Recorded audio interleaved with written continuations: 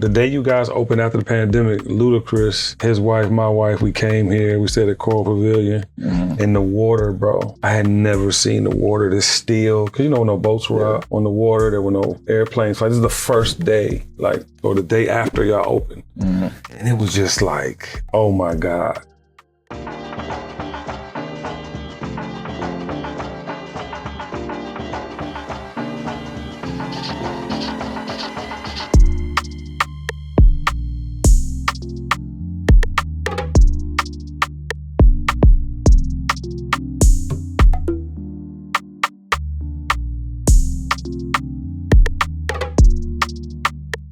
Welcome back to Talkin' Turks. We're here for episode 2 with the lifestyle specialist himself, also known as the cultural man, Kenny Burns.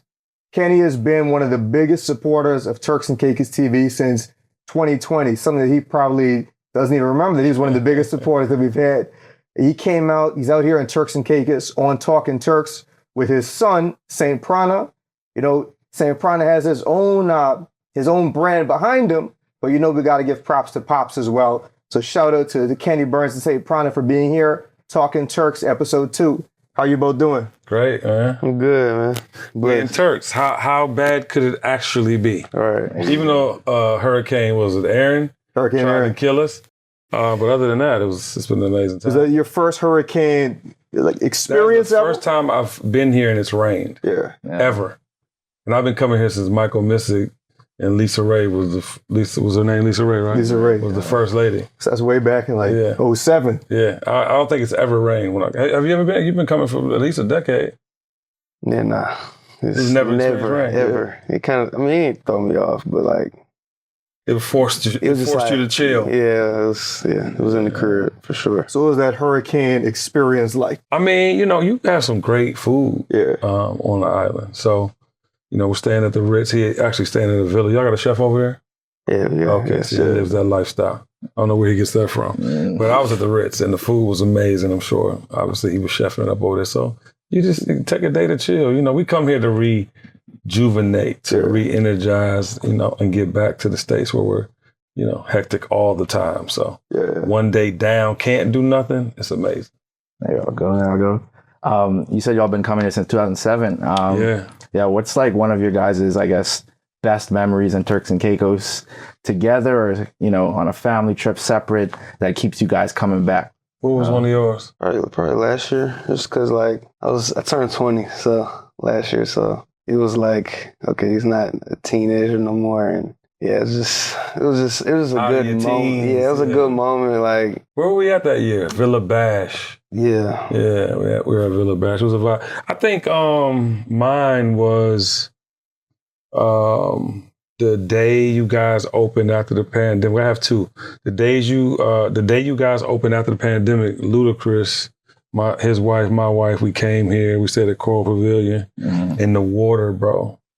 I had never seen the water this still. Because no boats were out on the water. There were no airplanes. This is the first day, or the day after y'all opened. And it was just like, oh my God. And so that actual day will lead me to my second best, if not equal to that moment. But I was riding down Grace Bay and I saw Hawksbill. And I was like, yo, what is that place? That was fly. I remember with the Hawksbill, took his grandmother and them. Yeah. So I was riding, I was like, what is that? And they were like, it's Hawksbill. That's where Michael Jordan stayed. I was like, where? I was like, I'm gonna get that. And so I think 2 years later, my mom was turning 70, my aunt was turning 75, my mother-in-law was about to turn 70. And so we were like, let's do a family trip for the OGs, for the elders. And that was probably bucket list, because Hawksbill is what it is. It's a big time road. And then we found out the beauty of the Philippine presence on your island. They cook like black folk. They season is on another level. And so big shout to them. But those are two of the most memorable times for me. So what brought you guys to Turks the first time? I know you mentioned Lisa Ray. Obviously, there's the Lisa Ray. And you got to give her the credit. She really did bring the African-American market to Turks and Caicos. Yeah. We'll put the spotlight there a little bit too. Yeah. Was that sort of what bridged you guys to Turks and Caicos? I think Andre Harrell, may he rest in peace, the founder of Uptown Records, that was my mentor. And I was working at Motown Records, I think. That's when I first heard of it. But then, you know, I don't know. I think it was like an industry something. We came out. But the next time, like I remember, like why I was here was because of my friend Bobby's wedding. Friend of mine, Bobby Jones, got married here. And so we were on the Great Space side. And that's when your beach was longer. You know, your beach has been shortening over the decades, but it was a long stretch of white. So I was like, what is this? Well, I mean, like, yeah. So I got a chance to really enjoy the island. When was your first time? You remember coming? I'm clearly older than him. So it was way before he was outside. My first time, I don't even. Was Hawksbill your first time? Yeah. Wow. Yeah, Hawksbill. That's a hell of a way to go to that. Yeah, Hawksbill. Yeah. So. How much do you think is like changed from your first times coming to now? I was older. That's really it. Yeah. I mean, I feel like Turks is an amazing place. So it's like we think it's our second home. That's just us. So, I mean. And y'all didn't have no Aziza back then either. You know what I'm saying? Y'all ain't had no Shisha. You know what I mean? Like, so I think like you've kind of understood the clientele that comes to the island. You're servicing that clientele. There's clearly way more beautiful villas every year that pop up. So, you know, I think you'll get our money for a long time. You know, as long as you keep that bullshit away. Because all that violent shit, like, what's going on around? Like, we can't, nothing's happened this week. But I'm just saying. You hear, like, the Haitians did this and the other people are doing this. And I'm like, what? Hello? We don't come here for that shit. Yeah. I mean, it's unfortunate. You know, obviously, it's something that Turks and Caicos is not known for, you know, violence at all. And, you know, us growing up here, you know, I remember a time when you could leave your windows open, leave your doors unlocked, you know, everybody down here. And, you know, I think it's just word of Turks and Caicos has gotten out. I guess, amount of people coming here has gotten bigger. And, you know, we got to do a better job in terms of like protecting it and keep it what it is, you know. Because tourism, that's our bread and butter, you know, we can't mess that up. It's like hip hop. You can't let that shit go. They'll take the art form, won't give it back, you know, and you already have, you know, Black leadership here. You have like, you know, a real Black island, you know what I'm saying? A culturally relevant island, you know, you got to keep that and preserve that, man. And people love it. Like Turks and Caicos is all over pop culture, urban culture right now. You know, Drake shouts us out in every other song. Him a check. Hey, Tyrese. Put it in a song yet? And make sure it's in the next one. Yeah, no, he got a story this trip. There you go. Tyrese always giving love to Turks and Caicos. Facts. What do you all think makes Turks and Caicos just so popular to not only those in pop culture, but those in Black culture specifically? Man, repeat the question one more time. When we look at Turks and Caicos, it's very popular within pop culture, urban culture. When it comes to Black celebrities in particular, what do you guys think makes Turks and Caicos so attractive? Oh, I mean, it's just like, where you from? Like, I'm from Atlanta, so like, that's a city. Like, you come out here, if you ain't never been out the country, it's like, yo, what is this? Like, what is this magical This is a place? wonderland. Like, you know, like boats, even just like walking around, like, this is a different vibe here. It's just, like, I mean, you hear about it, so. But it's just to experience a whole nother thing.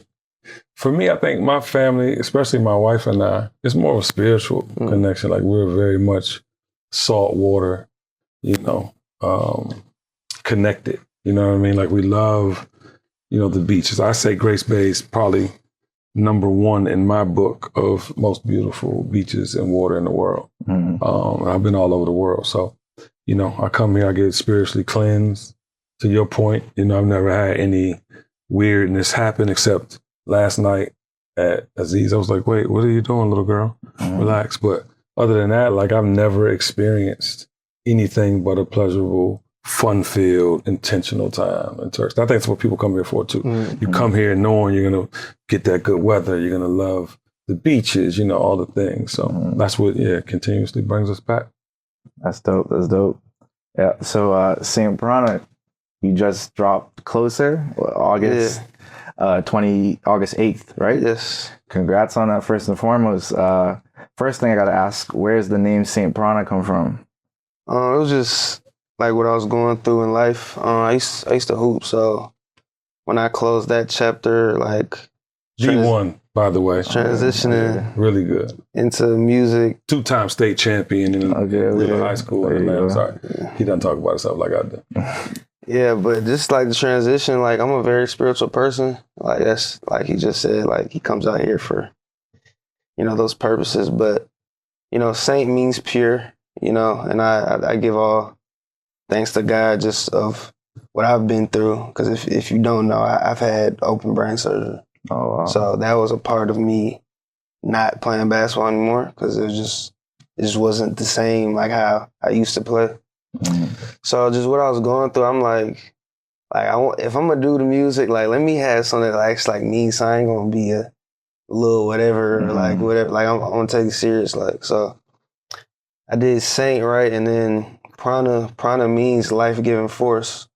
So it's just the energy I'm trying to give out and just all those things, like it's just gotta be aligned. And like topically, all I be talking about is like my love languages and just relationships, because that's never gonna go anywhere. Mm-hmm. So yeah, I just wanted to keep it like honest and like what's really me, you know? Mm-hmm. Yeah. But that's dope, man. Great answer, man. TikTok, you get the little take on that, just tell them it's the Turks and Caicos. You know, I love that. Mm-hmm. Yeah, that's dope that you got some meaning behind that. You know, I mean, no shade. You know, a lot of people have names that don't mean nothing, but it sounds dope and it got a meaning behind it. That's cool, for sure. What about the song "Closer"? Where did you get inspiration from that from? Closer. So I actually produced the beats on my song. So I was about to go hang out with some friends and I was like, before, let me like lock in, because I probably wasn't doing nothing. This is in a period of time like when I literally just stopped playing basketball and like it would just go weeks. I'm not working out. Like I'm not like I just worked out for what 15 whatever years straight of playing. I'm like, man, I'm about to chill. So I just been cooking up. I was just cooking up beats. So I decided to cook up a beat before I went out, and then like it, you know, happened to be hard. So I was like, man, let me just get on and see what happens. And then I came back to the song and it was just like, yo, this has to be my first. Like it has. Because we had a whole nother single. Mm-hmm. Yeah. It's called My Love, and I was just like, what do you mean? But yeah, it just felt different. It was awesome. It was the one for sure. Yeah, for sure. I think it set the tone for who you are as an artist. Musically, sonically, it's a repetitive hook. Like it was intentional, you know? Mm-hmm. Yeah. Mm-hmm. How's that father-son dynamic with you being so involved and immersed in the music industry and see your son go down the same path? You know, I hate the music business, the current state of it, you know? And, you know, when I was in it, it was, you know, initially the most beautiful thing ever, right? Like hip hop is this thing that birthed all these opportunities, you know? And when I saw the, you know, disingenuous nature of it and the inside, you know, and saw how people were taking advantage, and it was, you know, you grow even higher and then you see it's actual black people doing it to black people. It's like, oh, wait, hold on. You know the game and you still ain't shit. So for me, it's, you know, it was a very disappointing ending to my career, but I left the music business, not my music business career. Obviously, I've been successful in many things post that, but I really was passionate about music, and it hurt my spirit because it's part of who I am. They grew up in a home, going to all the concerts, being on stage, like having this access to this world. And then to like totally denounce it, I felt like I didn't get what I wanted out of it. And he honestly brought me back. Like he resuscitated my passion for it. Like, you know, obviously he's had brain surgeries. He's been through a lot with basketball. And so seeing him lock in, you know, I'll never forget when he came home this past January, he said, you know, he's looking for these beats on YouTube. I'm like, make the beat. You know what I'm saying? Mm-hmm. And how many songs you got produced now since January? All of them. I got a co-producer now, but how many songs literally you produced? Like, throw a number out there. It's like 200, 300 songs. Okay, so but that's like that shows you the passion is something I needed to see to want to buy into it. Mm-hmm. And then it was like, you know, I get the youngins is making this type of, you know, dopamine music that gets you, you know, melodically hooked. But then it was like, all right, cool. What do the words mean? Like, what are you trying to, you know, actually say. Like, because to me, any long-lasting music or, you know, legendary music has struck a chord in a way that people can never forget it. And when he brought that back to me, I was like, I'm in. You know what I'm saying? It was a thing of like, oh shit, my son's actually really good. You know, it's like start producing, nigga. Yeah. And then he's actually like, oh, this is hot. Like, oh fuck. Yeah. You know, it's like we go out now, and he's, you know, August 8th was, you know, 2 weeks ago, last week actually. What's it, 20? Like it's like 12 days ago, right? So you look back and you're like, wait, 12 days ago? Like he's done so many radio shows. He has so much airplay. Like I'm like, damn, you know, but that's because people like the record. And I'm very, very proud and impressed. So I think I'm back in the music business. Yeah, that's exciting. That's exciting. So you say you got like 200 songs. You have a plan to distribute those? Yeah, I got a distribution deal with ONErpm. So, of course, him being in the music industry, like he told me like, you do your research before you do any like. So he was like, we're not gonna sign with a label till it, you know, makes sense. Because you know that's just a loan for like you got to make. If for it to make sense, you got to make double or triple that whatever money they give you to like live how you want to live. So we're gonna stay independent right now till, you know, it just makes sense. So yeah. I see we have a lot of artists who are just staying independent, becoming very successful with that. One from Atlanta, one of my favorite artists, Russ. Yeah. Is that somebody who you may look to for inspiration or seeing a path of just staying independent, or? No, for sure. He actually loves Russ, so he tells me about him. But yeah, I do my research. I watch the interviews and all that just because I just soak up the game. Try to soak up the game from like all the independent artists, even the ones on the label. But just like I want to do the business right, so it just makes sense for you know, like actually living life and not having chains and all this stuff, and I can't go buy some food, you know. So. Amen. And I think too, like when you think about this era of independence, it's like, you know, Russ is a great example. It's like he, you know, surgically and intentionally found his, you know, community. You know what I'm saying? And he's doing numbers like ticket sales for concerts. He's doing, I think he said he did 150 million records. So like, that's not no little, you know what I mean? No, at all. for sure. And I think that's the power too of ownership. It's like people telling you what you have to be. And we're in a resurgence culturally across all businesses where we need to understand the value of the words we say and the content we put out in the world. It's very important because all this death, misogyny, and disrespect, women disrespecting each other, men disrespecting women, vice versa. It's like, it's what they say in the Bible, Solomon and Gomorrah, you know? I mean, we're living in those times, you know? So if the best of us is now not appreciated and the worst of us is the best of us, where do we go from here? You know, music has always been our saving grace. If we don't have music to celebrate, to explore, to learn about love, I mean, I don't even know where I would be without music. I grew up, you know, my mama was my sister. You know what I mean? So I ain't had no father telling me and guiding me and encouraging me. So I don't know what I would have did without music. And it was all the messaging, you know? It was the Cosby Show. It was things that I, you know, saw that I didn't have that I could identify with. These kids, man, they don't have, you know, goals and sexy red. I think not. You know what I'm talking about? Like, I think we have to be realistic about, you know, the future. So. Yeah. You had mentioned taking a step back from the music industry after seeing like the state of it, and now your son kind of reigniting, I guess, the passion you had for it. What kind of role do you play now with kind of like mentoring him? Like, are you in the studio with him? Are you kind of hands off? Like, what kind of approach do you take? I don't tell him anything to do creatively. I tell him what I think. You know what I mean? We have conversations and we go back and forth on, you know, my history and things, and he'll ask me things that, you know, I've learned from people I've worked with, things of that nature, but I don't tell him what to do.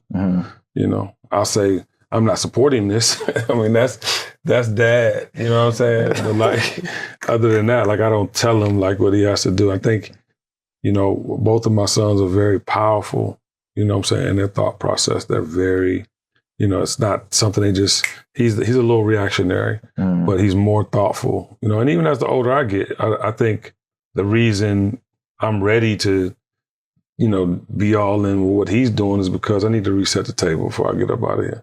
I can't lead the world. And my generation's probably responsible for all the dumb shit that's going on now. So I can't leave it where it's at. I didn't know it was my son that was going to, help me change it. But, I know my superpower. I'm so proud of his superpowers.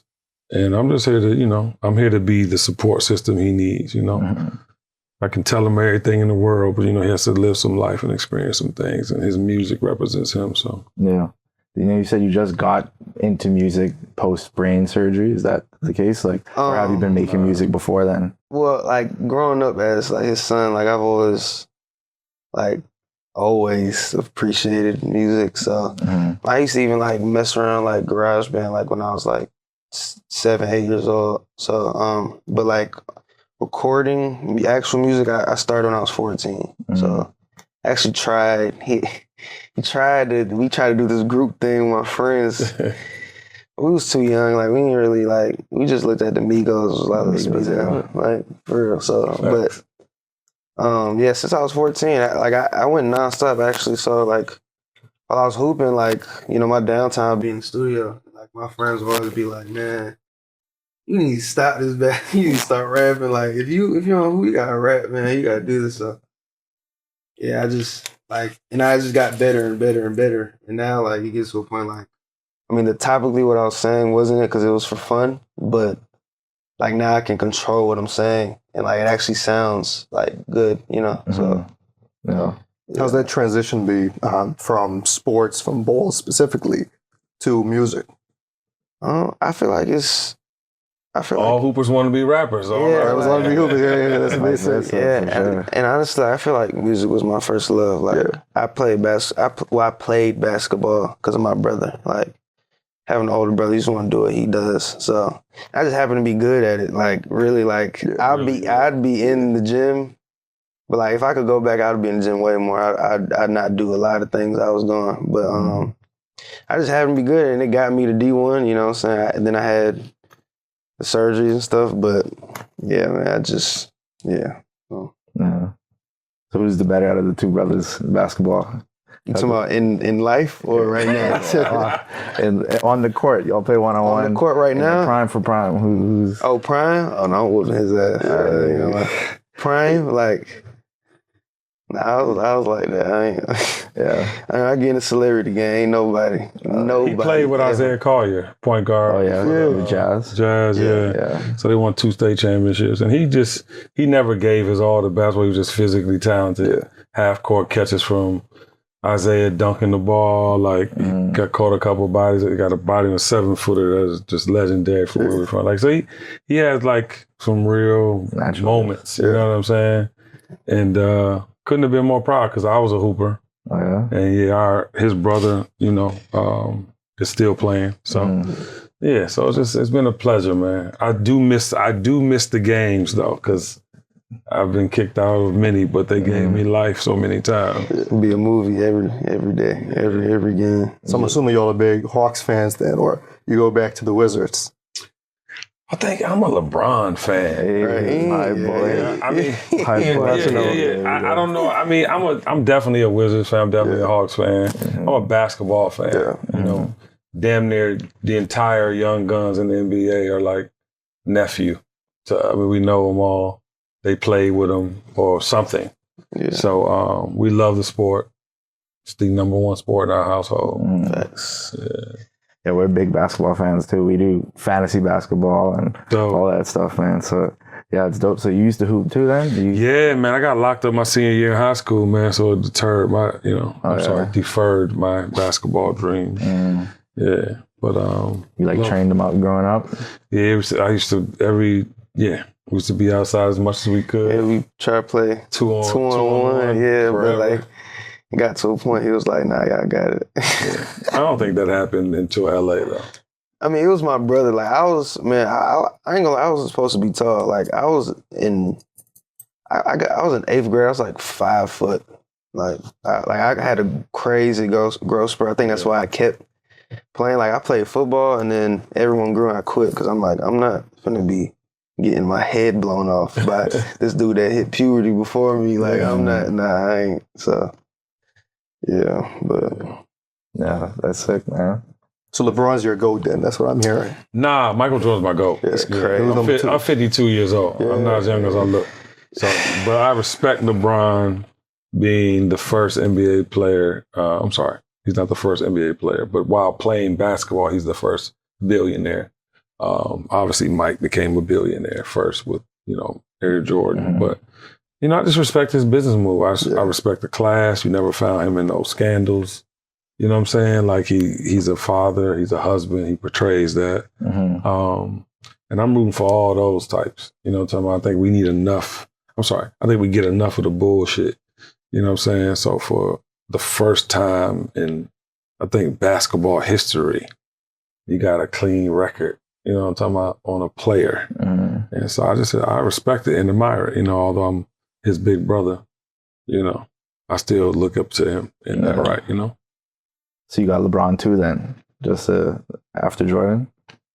Right there. Right there? Right there. Okay. I almost feel like I had to walk outside. Yeah, this is a Kobe fan. I'm a big Kobe guy. Yeah, I love Kobe, man, but I believe people, and it's not like, I just believe people should have, some type of light where it's not just about the thing you do best. I think life's about, like, people don't have to like you, but your light has to kind of resonate in a way that inspires. And his work ethic inspired the shit out you. The way he played, but like as a human, did you really like him?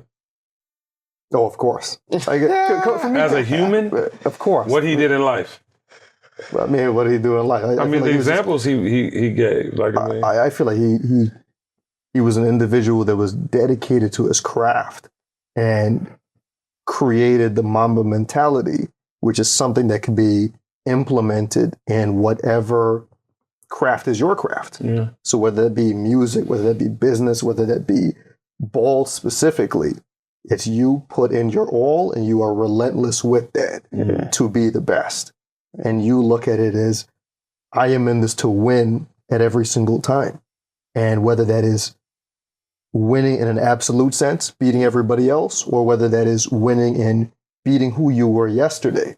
I think he just instilled a work ethic in the generation that looked up at him that makes the world a better place. Yeah, I feel like the traits, for sure. I mean, he was an asshole, but I think that's where you're coming from. I think you think, but... I think people should, and I think he would have got it, God rest his dead, I think he would have got it right had he still been here and been more personable. I'm sure he would have been commentating on sports and being involved. I think he was starting a school, mama mentality. You would know more than me. But anyway, I think he would have got it right, but I think he left this earth without actually being able to be the best version of himself as a non-athlete, that version of himself, in my personal opinion.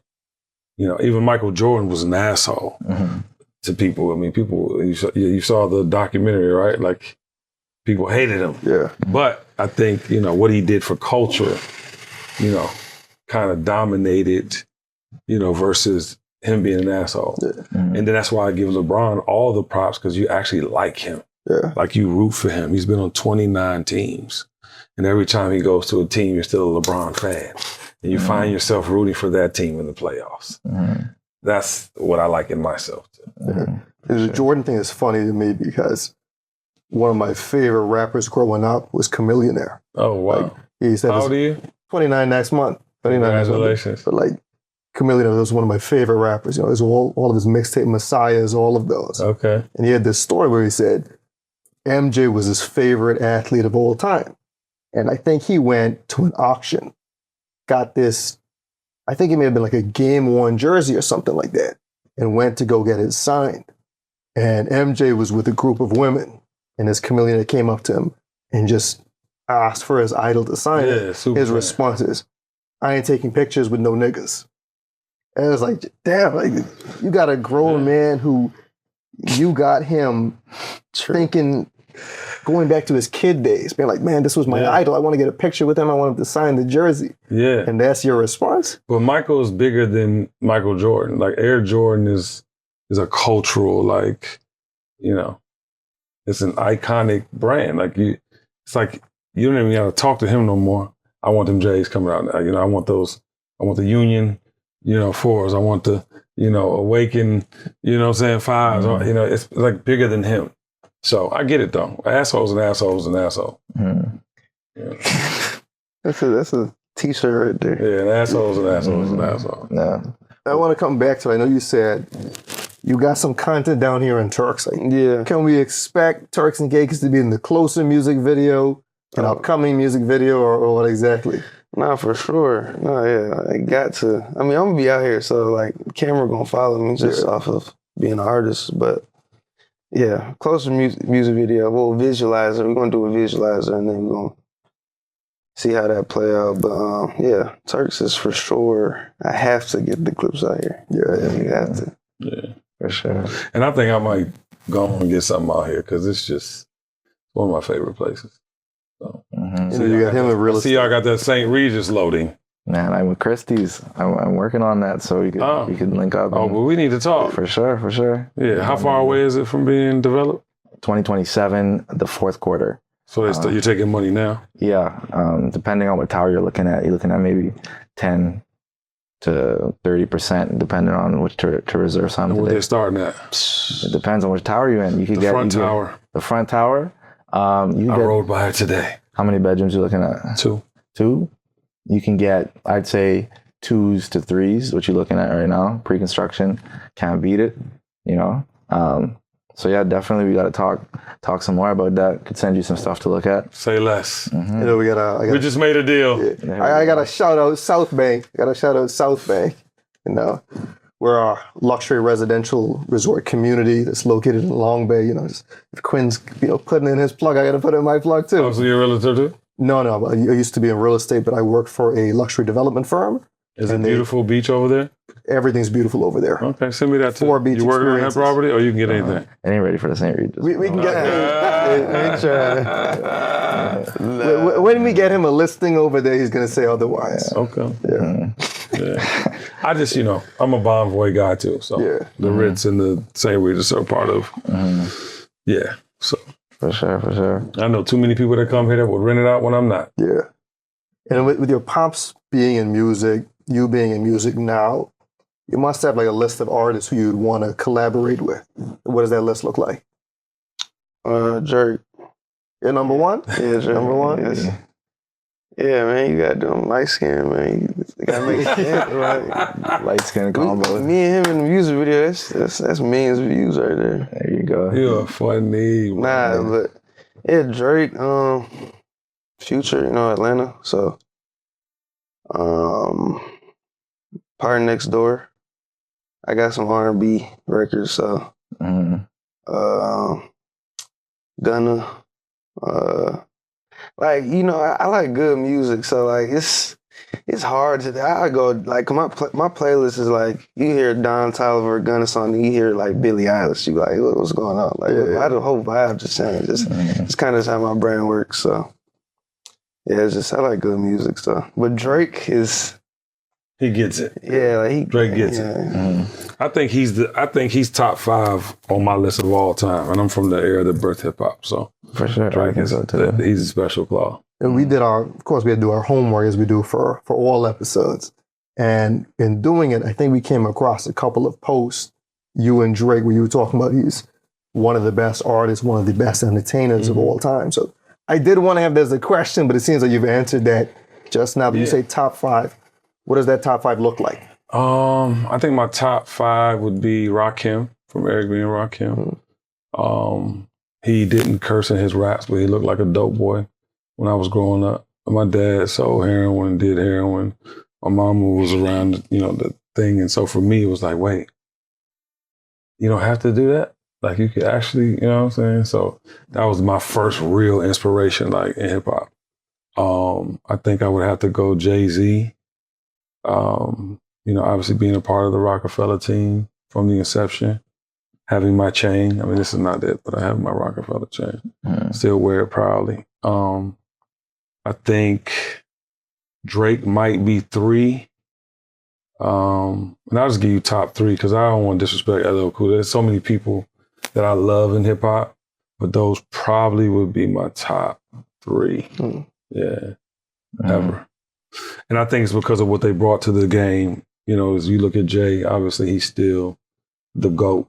You know, if he was to come out with an album today, I think he would. You know what I'm saying? And because of his business acumen, much like LeBron, like he's taking it to another planet. You know, and then Drake, he just understands the value of women like I do. That's what I taught my sons. That's what I love about his music, that is dedicated to, you know, making them whole and obviously having stories and fun at the same time. But, you know, Drake made it cool to be vulnerable for black men. That's a hell of a feat. And I know people talking about he's half white, he's Jewish, he black. Yeah. I mean, I know Drake follows Turks and Caicos TV, so if you're seeing this, that's for my boy SAINTPRANA. Oh, I added him in his post today. Nah, man, I need the feature. Drake the homie. Yeah. We make sure we get a couple Turk shout-outs in there, Turk music video, all of that. Yeah, man, we listen. For sure.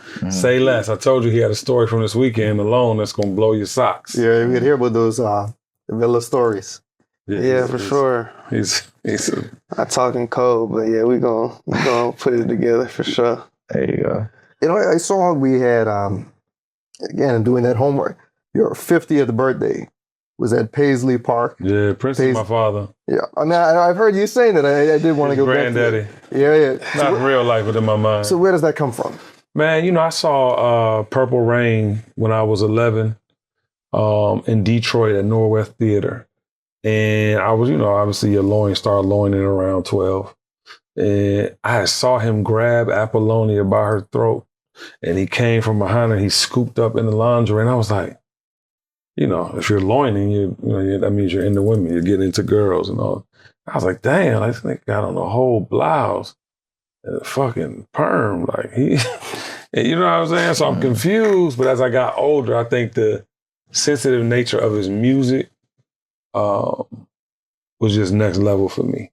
Because the album Purple Rain was like, you know, obviously things I had seen, things I was going through, things I was feeling. But, you know, by the time I got through with that album, I was like, you know, into women and trying new things. And I tried everything I ever saw. Him doing Purple Rain at 12 and 13. But it stuck with me. And he has one of my favorite songs of all time, which is Adore. And in the song, he says, until the end of time, I'll be there for you. You own my heart and mind. I truly adore you. If God one day struck me blind, your beauty I still see. Love is too weak to define just what you mean to me. And, you know, I'm married. I feel that way about my wife. I feel that way about my aunts and grandmother. And so, you know, he just struck a chord with me that's been with me the entire time. So what made you choose your 50th birthday to be at Paisley Park? Like, how did that come about? Man, that's a great question. Big shout out to Ron, our barber. Yeah. I'm in his chair. He's like, yo. He's like, what are you doing your 50th? I was like, I don't know, nigga. I need to figure this shit out. I'm a couple months away. And he's like, dude, at your father's house. I was like, my daddy dead. Nigga, fuck are you talking about? Really? And he was like, I'm talking about, I said, you right. So one wish, one call happened. Yeah. Yeah, I was just like, please. And it was probably the best party. And I've had some legendary birthday parties. So that was the last big one. That was the last big one. And that was the best one. It was the best because of where it was, but it was the worst as far as things that went on behind the scenes. Yeah. It was unbelievable. Yeah, unbelievable. You know, Prince has a former estate in Turks and Caicos with... Yeah, say less, I gotta get it. Yeah. Say less, I gotta get it. Purple driveway. No, say less, I know. I think we've seen it, but we haven't stayed there yet. I have to. Mm-hmm. So, next April. We got some plugs, you know, with connections there. Do you? Yeah, shout out our boy Adrian. Adrian, where's my camera? Adrian. Shout out his fiance Regina. My guy. Next April, family, we come here every year, family vacation, so I need you. Shout out his fiance Regina. Yeah. They're actually based out in LA right now. Okay. He has a new venture going on, luxury Caribbean food, Lucia in LA. Nice. So I told him, I was like, man, when I'm up there, I got to make sure I go check that out. We're going to check it out. Yeah. We're in LA often. Yeah. Yeah. Mm-hmm. So, yeah, like beautiful place. So a lot of people have been there. I think Swiss Beats actually had Alicia Keys' birthday out there. Nice. So, you got to make it even bigger this time. Man, listen, I'm say less. We're going to get it for the family vacay next year. Done. Yeah. Kind of want to circle back to you spoke about your dad. I know, like Gabriel said, we do our research. I seen you posted something on Instagram maybe 2 days ago about your upcoming book. You showed a picture of your father and you said some, vulnerable moments there. Yeah. Is there anything you could talk to? You don't have to give a big spiel about it, in regards to your relationship with your dad and how that has, I guess, impacted your philosophy as a parent, Great question. I never thought he was a horrible father because I didn't know anything different. Like he was not there. So it just was not a thing that you miss at that time because you don't have it, right? So then you start to see as you get older, other kids have their father in their lives and you have, this male presence. And so my mom didn't make many basketball games. So if my mom's not making them, my dad's nowhere to be. I have nobody there, right? But I thought that was kind of normal until I was like, no, it's not. Like the support, I need support, but I jumped off the porch at like 16. And so I think I was just, I wanted to have a family like early. Like my high school sweetheart, like I was thinking about family, what I mean? And so I think, obviously for me, I never judged him. It was more about, and in my book, I wrote a letter to him to tell him how like I felt. And it's going to help a lot of people who, didn't have their father in their lives and have real meaning to like fixing relationships too, even if it's not your father, like a family member or loved one, because, we don't get a lot of time. And so, it's funny because in the latter years of his life, he would call my wife and not call me. You know what I'm saying? And it was weird because it's like, we invited him into our lives all the time. I mean, he loved his grandkids, but he didn't see them a lot. But it's just that era of men too. Like they went through so much coming fresh off segregation and, all these rules, and they were experimenting with drugs with like their flower child thing. So I don't really blame him. I wish he just would have been there, So to anybody that is going through that, my book is coming. It's called What Matters Most. And, I kind of drill into the things that you need to be surface and then the things you need to be private about. But we shouldn't feel like we're by ourselves with that because a lot of people go through that. For sure. Especially like, within the Black community, men, it's kind of, I guess, looked down upon if you talk about, certain things and all that. And it's that's why I fuck with Drake. Yeah, for sure. Man, getting shout outs today. Yeah. We need that record, Drake. Appreciate you. Come sign us to OVO too. My birthday's in October. How do you think that relationship between your dad and your grandfather affects your relationship with your dad?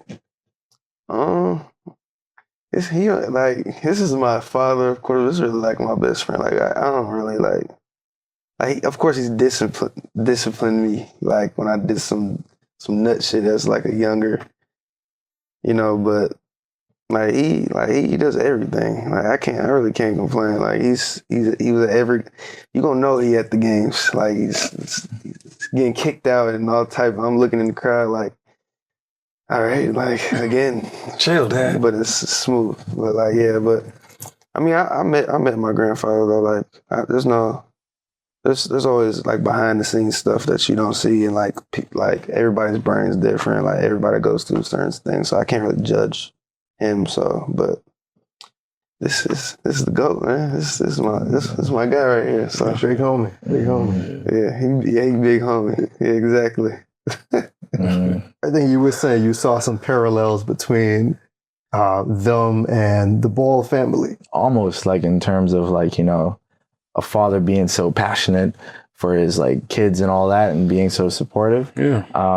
And, I guess he spoke about it loudly in the media, he got ridiculed for it. And I'm like, I think, a lot of that came from, a lot of people aren't used to seeing like a Black father being so supportive of their kids. And I think he only did good things for those boys. He loves them. You can't deny he loves them.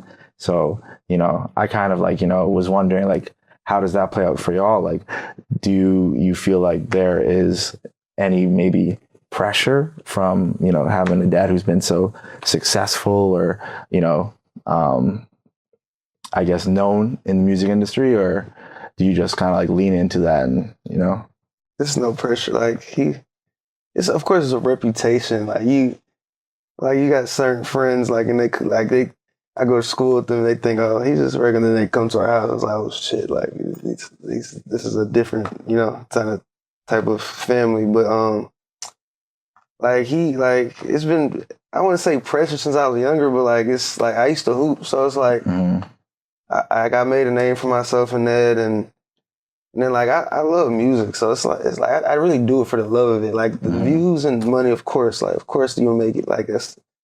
You want to make it in life and all those things, but like I'm not like there's no really like pressure. Like it's like I got the last name Burns. Like a lot of people don't got that. Like, and like the so it's just I'm really chilling. So it's not really. You doing what you love. So. And speaking about the LaVar, I'm sorry, what was his name? LaVar Ball. 503. And speaking of LaVar Ball, like at the end of the day. It's, a time and a place. I respect what he did for his kids. I respect how he spoke up for his kids. Like, I'm going out about mine too. But I know when and how and like where, you know what I'm saying? And I think that's what we need to get back to as a community as well, because this whole loud show off shit is over. It's over. You niggas is over. Cut it out. You look crazy. And we need, not you, LaVar, but we need to have like, more couth with the way we present ourselves and the way we show up. And I feel like, that's what you see now with social media. From social media to the White House, you have people that are uncouth, unfit to be even in front of a microphone. And we need to do a better job with that, especially when you represent your family. For sure. Yeah. For sure. They come here as the culture, man. How do you think that we reshape that, especially within the Black community? But I'm going to look at the Black community and divide it almost in three. Not in like a division way, but you have African Americans, you have Afro-Caribbeans, which would be what we're in, or at least what half of us are in, and then African. So that's two questions, but I think on the Afro-American, Afro-Caribbean, African, we need to get out of our own way with that shit. I think, there was a big thing about Essence, which y'all know I host Essence Festival every year. And they were talking about the leadership being from Africa, and because they had David O, that it was turning the festival into, and you had these foundationally Black Americans talking about, you need to do, it's our music, we create. It's like, nigga, like, relax. Good music is good music. David O gave one of the best shows ever at Essence, right? It was one Afrobeats artist, right? Which, by the way, David grew up in Atlanta. I know him as David. You know what I'm saying? But he empowered his culture, his roots, and he made a successful career out of it. So I'm not judging him for growing up in Atlanta. He took advantage of his skill set, his talent, made Afrobeats one of the most popular forms of music in the world. Like, but we put these nooses on our necks ourselves. It don't be nobody else. So if you're Black, you have Black blood, the dominant color on the spectrum, you're Black. You can dive into your heritage if you have Irish and other things, Jew, if you're Jew, that's all fine. But Black people should just respect, each other's, cultures, right? Because I just found out, my people are from Gabon. I did my African ancestry, right? Always had a connection in some way, fashion, form, have African art all through my house. That's Gabon, from Gabon. Didn't know, right? So, but I think we just need to respect who and what we are. We are the founding fathers to this entire thing, the foremothers into this entire thing. So let's live in that. So let's get rid of the three categories. Let's be one. And then the other side of that is, we are in a position where we have let money become our culture. All Black people. You want to be like the banker. You want to be like the athlete. You want to be like the celebrity. You want to be in this world. And then you get and you forget literally where you come from. You get into this world and you shun people that are not on the level you're on. I don't care how much money I make. I'm going to be Kenny Burns till I die. And my legacy will live on, and my teachings will live on through my children and the people I've inspired. But that's where we need to be. This selfless way of life, we cannot do it. This, death culture. It's death culture. I mean, these people shooting guns, you know what I'm saying? Like it's a video game. These women are more misogynistic than men. Think about what I just said. Like, that's unbelievable. Yeah, of course, men have been misogynistic throughout history. We're assholes for that, right? Men, right? But women, more misogynistic than men. And then you have a fucking whole generation that is, you know, they grew up with devices in their hand where they can Google anything you talk about. They're going to question you regardless. I don't know if y'all ready for this alpha generation. He's a millennial. No, you're a what? Z. X. I'm about to say, I'm 04. So I'm 21. Michael, He's alpha? He's a Z. He's a Z. I'm a Z, yeah. So, but alphas, these motherfuckers, like, I don't know if you've been seeing the memes that go around. They have full emotionally intelligent, like, conversations. Telling you how they feel, what you doing, what you not doing, why you ain't gonna do it. And it's like, wait, you know what I mean? They might be coming for all of our spots, and they are, because they're the future. But my point is like, we got to get back to like some guardrails. We have no guardrails. Back in the day, you couldn't curse on the radio. That protected people from bullshit songs. Now you got songs about Molly Percocet, and it's killing your organs. You don't know that. And you die at 26 because you've been doing perks since you were 20, right? You don't know, like, but we're not being responsible for it either. I remember a time you couldn't curse and you couldn't do these things. They wouldn't show, you know, heavy sex on TV, heterosexual or gay. You're being programmed every single day you wake up. So what we have to do is kill the algorithm. Social media must die. It has to go away so people get back to being humans. Because you think you're something you're not. You think you have a voice that needs to be heard. And that's not the reality. We can't keep allowing this shit to play. And there's a lot of, you know, it'll be a longer show, but there's a lot of ways that I'm personally trying to, you know, help that come to fruition. So. And as a rising artist right now, how do you view that? And how does that influence or affect your way of making music? I'm subconscious about like subconsciously when I'm in the studio, like I ended up making like something that like means something. Like I said, relationships, that's my lane. So I'm not really like talking about no BS for like I'm actually saying what I'm living, what I'm experiencing, what I've learned from. So I mean, I'm not like I don't make brain rot music. Like it's brain rot music. Put that on a t-shirt. Y'all can have that. Yeah. I mean, it's not like the people that do make the dopamine music, like I mean, personally, as a music person, I mean, he probably doesn't agree at all. But like for my generation, I can kind of understand it just because just the dopamine, like, oh, we live, like, let's do this, but like, it's just me personally. I'm not talking about like, yeah. And I told him, no, I said, take that dopamine, meaning it's really a sonic thing. It's really a musical thing. And it's a melodic thing. I said, take that, put words to it, bridge the gap from, you know, these, you know, chemically dependent, you know what I'm saying, like music lovers, and bridge them into something more meaningful. And I personally think that's what he's doing. I wouldn't even be involved, son or not, if I didn't think he was going there. Just because I just can't support like the current state of where we are. It's toxic. It's toxic. And we're for the first time in history ever, we're about to lose a form of music that has been the most beneficial to our communities, and by way of jobs, opportunities, entrepreneurship. We're about to lose it. He said he liked Billie Eilish, Teddy Swims. That's all like visually a black, you know what I'm saying, thing. You know what I'm saying? I'm talking about the way Teddy sings, the way he feels through his music, the tattoos, you know what I'm saying? Like, and prior to, you can really research him and see what he did first. Billie Eilish, like, you know, big baggy clothes and, you know, streetwear, like that's our culture. But they own it. And they're talented enough to keep it. So to all my artists out there, if you want to hold on to what you birthed and what you're known for, you gotta do something about it. But it's gonna have to mean something to people. It can't just be clickbait and shock and awe and, you know, bullshit anymore. It's over.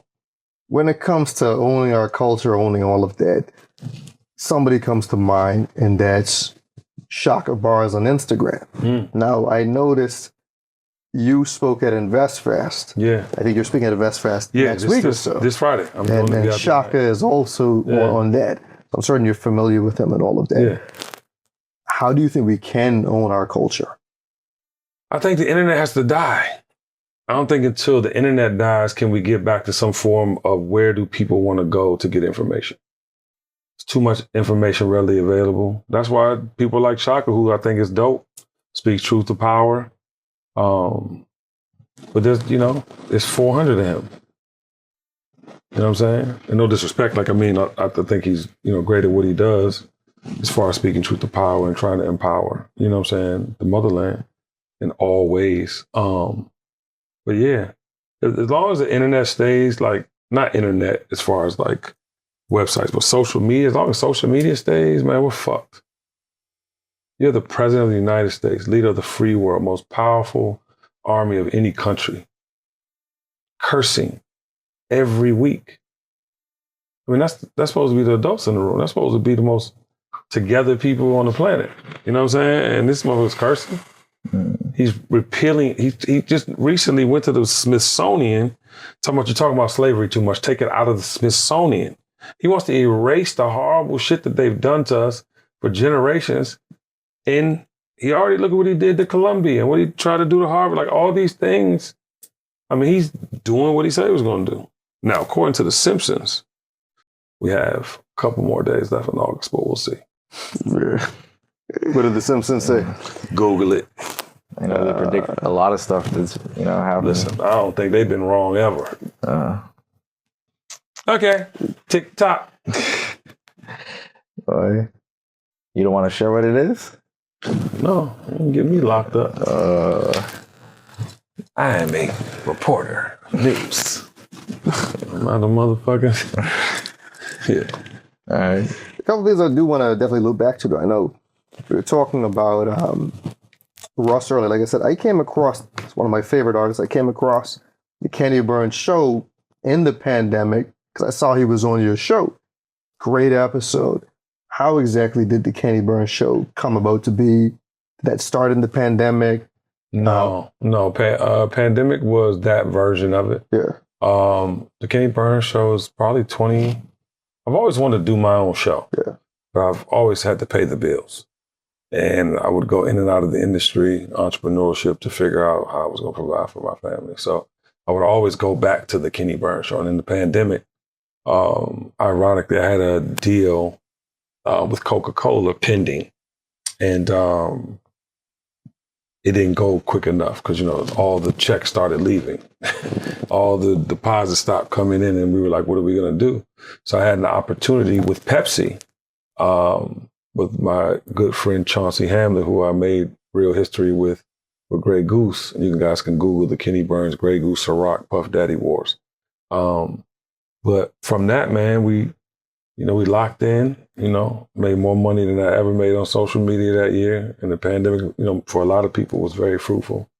And I found my voice again, and I found the thing that I would probably do for the rest of my life in tandem with, my entrepreneurial endeavors. But, I started just speaking truth to power. Like I said, I interviewed everybody from the presidents of the United States. I mean, the last president. I would never sit down with Donald Trump because he doesn't deserve any camera time as far as I'm concerned. But, from Kamala Harris to Biden to John Ossoff and Raphael Warnock, we needed Georgia to win that election when they won, and we did that part. And I was a part of that movement. So, and all the celebrities, obviously, and basketball players, Russ, you saw that interview. Big shout out to Russ again. But I started talking to people, man, and it helped me unpack a lot of things. So just really love the opportunity to sit down and be still. And I don't think none of us had ever had to do that. So. You had a chance to be on yet? No, I haven't. No, I have not. I'm a Kenny Burns, so kind of lived the Kenny Burns side. But yeah. But yeah, kind of want to talk to about your entrepreneurial, I guess, escapades. You've you spoke about Ciroc, DeLeon Tequila, Revolt TV, some of the stuff that you've worked on, and that's obviously different to the music industry, but you've connected them in a way, I feel like to a certain degree. How did you manage to be successful in each different thing? Because, you know, the tequila business is different from the media business, is different from all the different types of businesses. So yeah. They all had to do with each other though, right? Because if you're listening to music and you're celebrating, damn sure probably got a tequila or a vodka or, you know. But for me, it was about, you know, I think people, you know, I think it was around 2005, these bigger marketing agencies were starting to lose share to more boutique agencies. And I consulted for a couple of them. And as I was kind of seeing the game, you know, come to fruition, Axe Body Spray had came to the States and I had did some work with them. And I was like, damn, okay, so putting this person with this person, you can do X, Y, and Z. Okay, cool. So a company ended up getting offered the Axe business, but the person I was in business with Axe was like, you know, if you can hire Kenny, we'll give you the business. And I was like, damn, I'm that powerful. We're moving in pieces on the board. And then I just started, you know, I've done this all my whole career in music, but it was on a bigger stage. It was more impactful, right? So Sierra's first video, you saw Axe Body Spray in that. You know, Jay-Z had just came with the Black Album. Like I was moving things in a way that were like iconic and cultural moments, you know? And so I think it was more about how does it align, you know, where can I show up or where does it show up in culture? You know, and how do I continue to be that lifestyle specialist? And that's when I came up with the name. And I was just known for putting the right things together. And so, you know, from reviving the Heineken Red Star Soul Tour, putting myself in as the host, to, you know, launch a deli on tequila with Puff and Revolt Television with Puff, and then to, you know, invest in Uncle Near's premium whiskey. You know, it's like all these things were part of the same alignment in thinking, in business, and celebratory moments. And, you know, I was just very, very good at, you know, making the things kind of coexist and then being ready for the next opportunity. And I think that's probably like the secret recipe to my success. People always want to say like, and I try to tell my mentees, and I definitely tell my sons, this is like, people want to be a part of your light, but how are you going to shine that light? Like, what, you know, you can shine it on something like an ant and kill the motherfucker or burn it. You remember the Michael Little thing? Did you ever do that as a kid? Take the magnifying glass and burn the ants? He did it over there. But the point I'm trying to make, you could disrespect your light and use your superpowers for bad. Like I always tell them, use your superpowers for good or use it for good. So, yeah. Definitely with that, it sounds like your dad imparts a lot of wisdom on you. Yeah. Is there a piece of advice that really sticks with you that he's given you? I feel Strap up. The biggest advice ever. Always. Man. Nah, but the biggest I feel like using my superpowers for good. I think that's what it, yeah. Man, I'm spoiled. I'm used to having my way, so I gotta not do that to people. Like, you know, be that, because I'm a good person. You know, that's why I make love music. That's like, getting back to the music. Like all my friends call me like, man, why you so tender? Like, why you caring so much? I'm like, bro, it's just how I was raised, man. It's just like, so. Yeah, I think just using your superpowers for good, being a good person, like that's what's sticking to me right now. Yeah.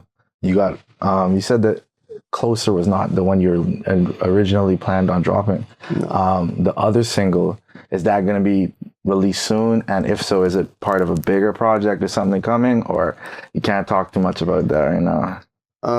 We cooking right now. We cooking. My love song, I mean, it's a good song, but just like, you know, trends happen, and my brain, like he'll tell you like something, like somebody drop an album or something, because I listen to music all day. Somebody drop an album, so I'm like, man, let me just tweak this, because I'm me making the beat. Like, let me tweak this because I want it just sonically to like make sense. So, yeah, My Love. I don't know if My Love get dropped. I don't know. I didn't say My Love. Did I say My Love? I said that was the first single. No, yeah, he changed it. But I think the plan would be to put out another single this year, and then the EP top of the year. You know, to give people a body of work. But I think people throw shit up against the wall so much, I hope it sticks. Like, he's having fun right now with Closer. He's like, every week it's something, you know, it's like, oh shit, this baller alert next week. Oh damn, Turks and Caicos. We was going on vacation. We had, you know, Turks TV with the guys, you know, talking Turks with the guys. So I think it's, you know, however he feels musically, and we'll keep putting out. I think people want to hear more music though, for sure. For sure. A lot of songs, there's a lot of work to do though. You know, those songs stored up right now is just, you know, there's always another level, I feel like, so. So you make the beats and you produce it and everything? Yeah. What's your process like? Do you like make the beat and then like listen to it and then you write something to it? Or do you just like write as you're like walking around the house listening to nothing? Do you like freestyle when you listen into a beat? Like what's your process like? I actually don't write. I can't write. I'm actually a great writer. In school, I was a great writer, actually. But yeah, I can't write. I gotta just, I mean, today they do something called punching in. So like you say something and then like you just come up with it on the fly. But when in regards to like making a beat, like I just, you know, you might start with the drums one day, you might start with the melody one day. Maybe I hear a guitar, like let me add a synth to this, or piano, whatever it is. But yeah, like making the beat, like, you know, in the crib I got speakers, so I'm playing it loud, and then like if you get that feeling, like it's like, you know, you're done with the beat, like it's almost like you're done painting a picture. Like it's like when it started to give you chills, that's when you all right, let's get in the booth, let's lock in. That's at least for me.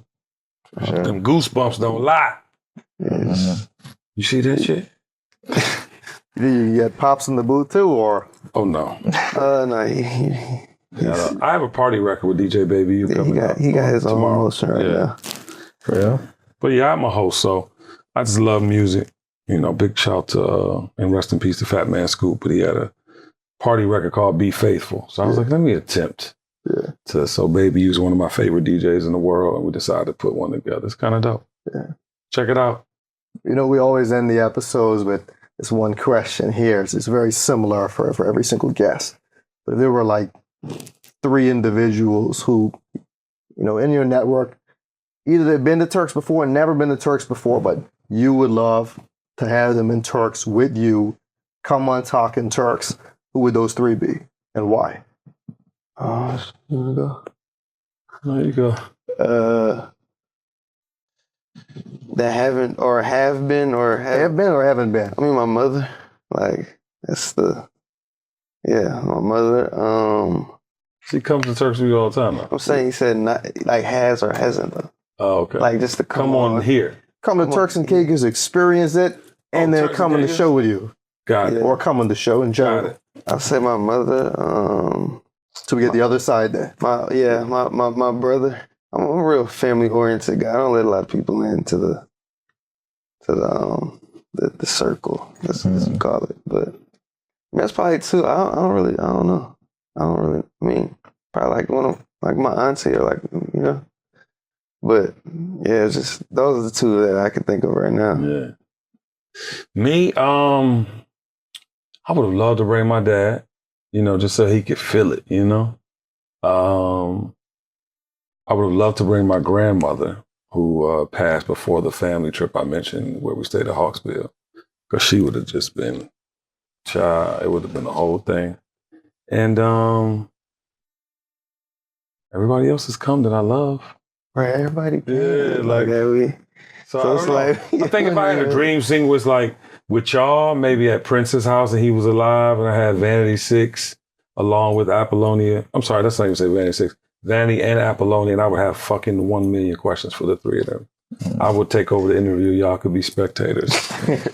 Like we just get, like, you know what I mean? At his house. Yeah. You dig what I'm saying? That would be magical with that sunset and that water. Yeah. If there were like 3 that you'd recommend to come on the show, who would that be then? Come on your show, man. I would like to just see you kind of diving into like the new. You know what I'm saying? I think you probably get more action and more traction.